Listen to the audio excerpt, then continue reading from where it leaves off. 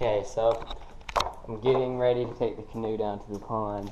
We have to get the canoe up there in the truck.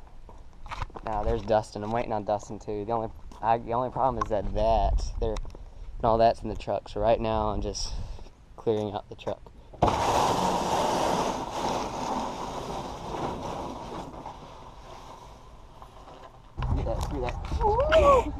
Screw that. Okay, so me and Daniel here. We are going down to the pond, taking a canoe. We both have 3 rods apiece. He's bringing his spinner and his bait caster. I'm bringing both my bait casters and then my fly rod, and he's got his fly rod too. So, hoping to maybe catch some big blues, maybe some bass, a little bit of everything. So, got the net just in case we catch something that's like decent. Just in case we catch something that's like halfway decent. I'm planning on catching some walleye. Yeah, he thinks he's gonna catch walleye, but you know.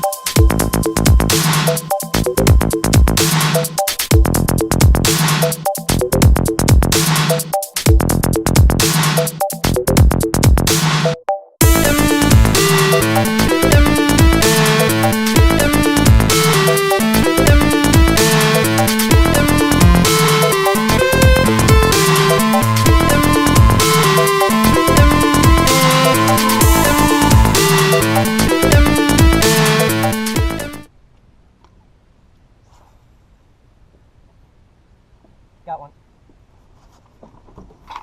Daniel just hooked into one. Oh, he is a dink. He is. Exactly. 6 ounces. Okay.